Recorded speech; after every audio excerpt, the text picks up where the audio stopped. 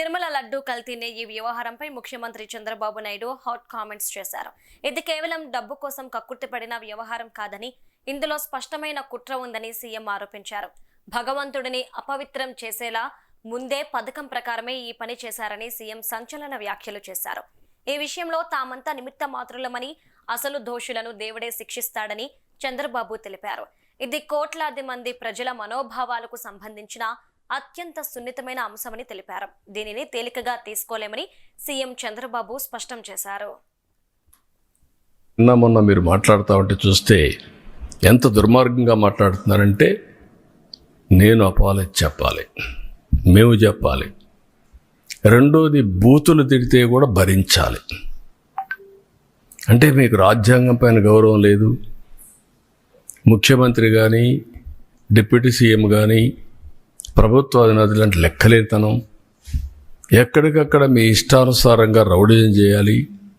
Rowdyism చేసి మీరు అనుకునిందే వాస్తవం అని ప్రజలు మెప్పించాలి అంటే అంత నిస్సహాయంలో మేమందరం.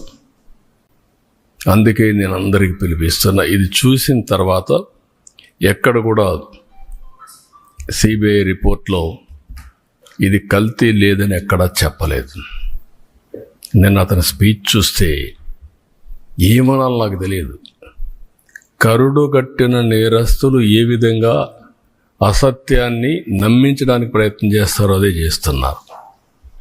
నేను ఆంధ్రప్రదేశ్లో ఉండే భక్తులందరినీ ఒక సామాన్య భక్తుడుగా అపీల్ చేస్తున్నాను.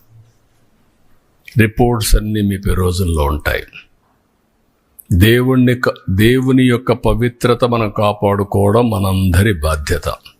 ఫండమెంటల్గా ప్రతి ఒక్కరు, విశ్వాసం ఉండే ప్రతి ఒక్కరు దేవుణ్ణి దర్శనం చేసుకోవడమే కాదు, దేవునికి అపచారం జరిగినప్పుడు, అపవిత్రం జరిగినప్పుడు ఎవరైనా సరే ముక్త కంఠంతో ఖండించాల్సిన బాధ్యత మనపైన ఉంది. తిరిగి ఇలాంటి చేయాలంటే ఎవరైనా భయపడే పరిస్థితి రావాలి. ఈరోజు అందుకనే మేము ముగ్గురం కూర్చున్నాం. ఇది ఇంతటితో వదిలిపెట్టే సమస్య లేదు.